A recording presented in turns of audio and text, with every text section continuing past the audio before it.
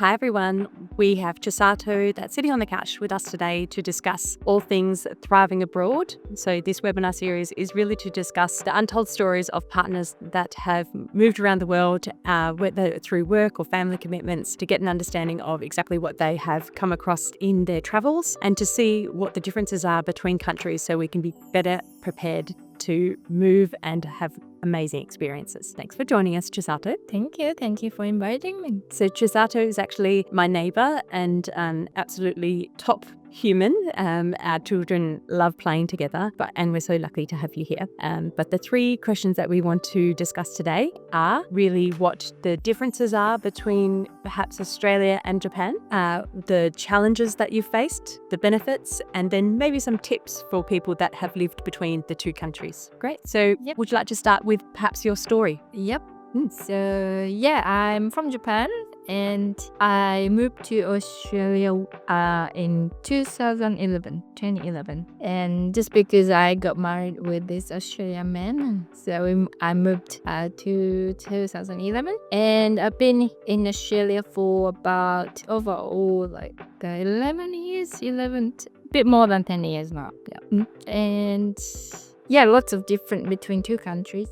So I grew up in Japan and then I lived there until when I was 27. So I worked there and I had a life there. So it was, and then compared to living in Australia, working and then having a family and then so much something I shocked, like culture shocked and everything. But I'm enjoying it at the moment. So did you have the girls in Japan before? No, actually no. Just in Melbourne. So you haven't, the girls have visited Japan, but they haven't lived there.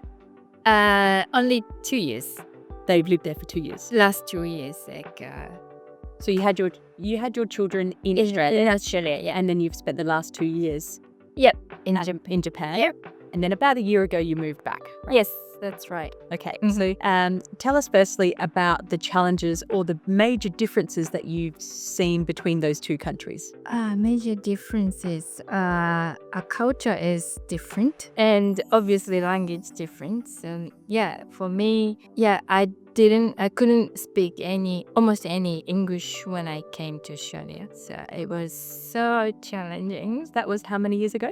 2011. So Okay. First time because my husband could speak Japanese, so we speak in Japanese in Japan. And I wasn't thinking that serious, but we moved here and then obviously I have to communicate in English for everything. But language barrier was so huge. Definitely. That's a big. So how did you overcome that? It took a long time, but basically I was trying to talk or trying to adapt as much as possible. So, for example, my husband's family invited us to have a dinner or something. I hate it. I couldn't. It's very overwhelming. I couldn't speak anything, and then even like what's going on, and if somebody asked me what do you want to eat or drink, and I couldn't even like how to and then just the atmosphere was totally different. So in Japan it's not many chance to have a dinner with a family with sisters and brothers. And Why is that? not sure, it's just everybody's too busy. It was a new culture as well, and then I was pretty nervous to have to talk to everybody or other, but I couldn't give up to join that opportunity. I just trying to go and then trying to look what they're doing, or even just trying to listening and Try to copy. Copy and everything. And and then it took a long time, but I got used to it. How many years do you think it took for you to learn? A long time. I just got used to it. Maybe after I have a kid, because I was really looks awkward without doing anything at the party, and I can't speak anything. But once I have a baby, then people coming and ask. That's true.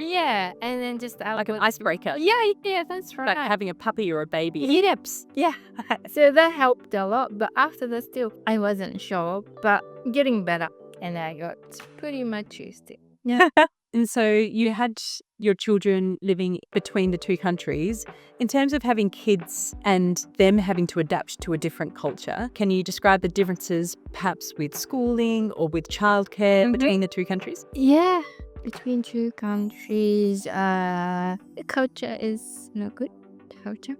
Well, I was thinking, so say someone was looking to move to Japan, whether they be Australian originally or not, is the schooling system similar? Is there public and private, just like here, international school? What does that look like? Yeah, the school structure is definitely different. I think school is more like it's lots of rules. Even the primary school. So generally in Japan is more rules than Australia. So more structured? More like strict rules. So and then everybody has to follow. If you don't follow it, then it's pretty much like you don't feel belong to that. Yeah, okay. Yeah. So that conformity is part of the structure and the rhythm culture of the schooling in Japan. Yeah, that's right. So maybe that would be quite a big adjustment for someone who had only known Australian schooling. If their children went to school in Japan, that would be very different. I think so. Yep. So it's more like, for me, Australian school is more open. Not only school, it's like every community is pretty open. Okay. But in Japan, especially countryside, if you move in, if you're a new place, even if you're Japanese, just move to a new area, especially countryside, it's so difficult to fit it in. They're very closed communities. Yes. Yeah. And the people who live originally are not open as well. So it's just somebody came like from somewhere.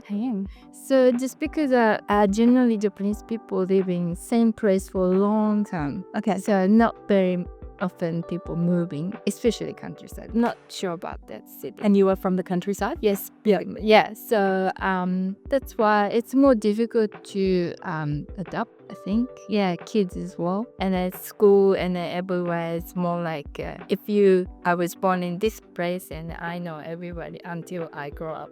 Nobody is moving out. Okay, so very, very close-knit communities. Yeah. Yeah. Yeah. So for me, that was like pretty normal. But in Australia, people moving in and out and very often. And more fluid. Yeah. Yeah. And then just, it's pretty natural. It's natural things. It's nothing wrong. And so people pretty much open, like, welcome. And yeah. So I was pretty shocked in a good way. Okay, wow, this is so good. I mean, like, in Australia. Yeah, in Australia. And yeah, my husband said the opposite things. So he was struggling to, Because he's Australian. Yes. Australian born. Yep. yeah, struggling to fit it in To Japan. to Japan.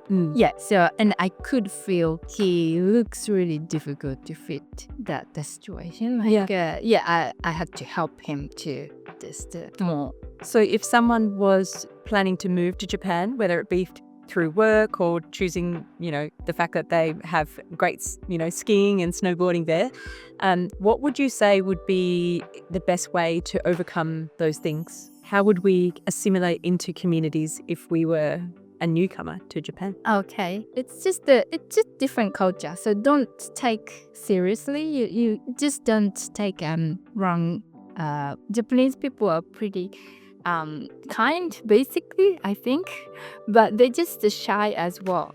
So really shy as well. This is the biggest culture. And then in Japan, it's like more than 90% or something. It's only Japanese people, not many foreigners. Over 90% of people living in Japan are Japanese. Yeah, I'm sure. And in countryside especially, it's like almost nearly 100%. So it's really rare to see overseas people. So that's why that's normal for us.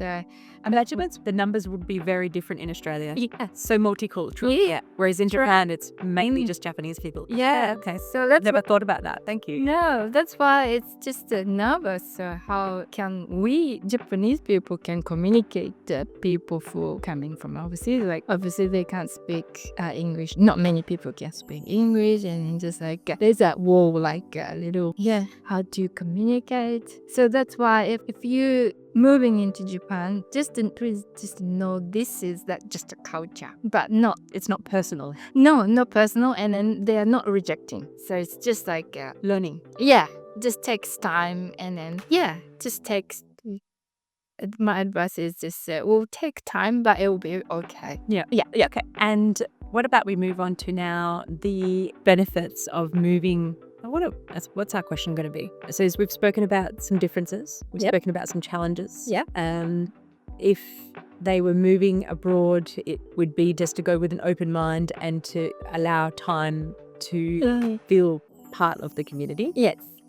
What about financially? Is there anything that you could add? Is it difficult to move countries when the systems are so different? Yeah, system maybe complicated. It's basically more like analog than technology. Actually, in Japan, like even if you register something in Japan, it's more still Manual. Manual. So I've heard that actually I have some clients in Japan where they say like the banking system and different things are quite laborious. yeah. So that could be difficult to the foreigners.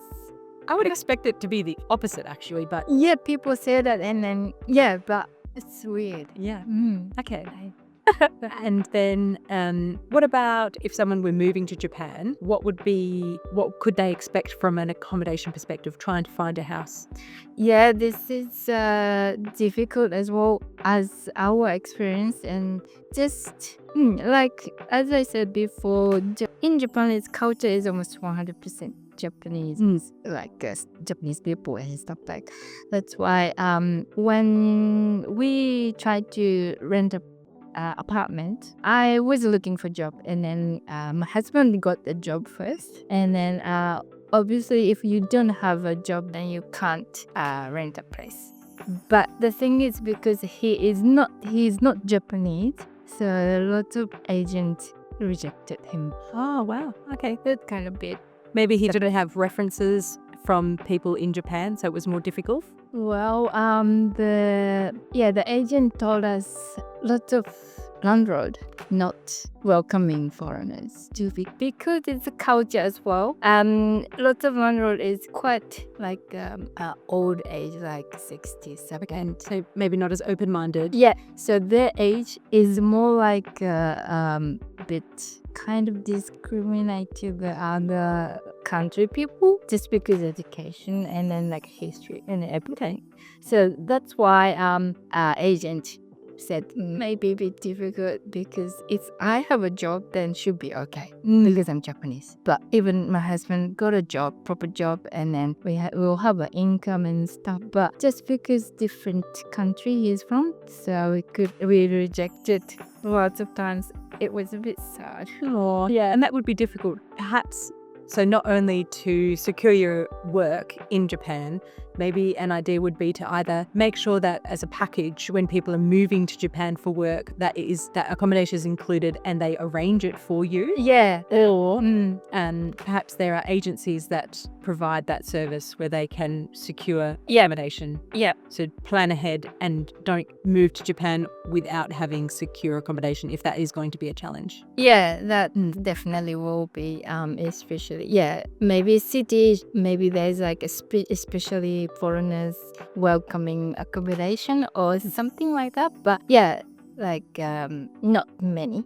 So it will be pretty difficult, I'm sure. Is it becoming more, are Japanese people becoming more accustomed to having foreigners there because it's becoming such a popular tourist destination? Yeah, I think so. Yeah, young generations and like below my generation, I think it's more like, it's more welcome. And still my parents' generation and above, like very, what is this called? Stereotypes?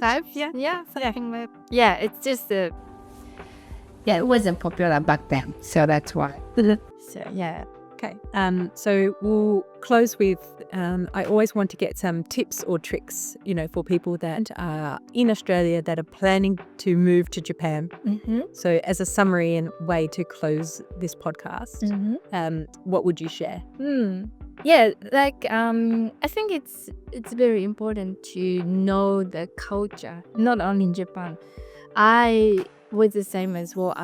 As soon as I getting know about Australian culture, I feel like, oh, this is just because different culture differences. So I took seriously, personally, a few things when I came to Australia, but just because culture differences, so this is what it is. Yeah. It's just So that's the things very. If you, I know that you were so polite, but what about we characterize the culture in each country in just a couple of words? In how would you describe Japanese culture, firstly? It's very What's uniform?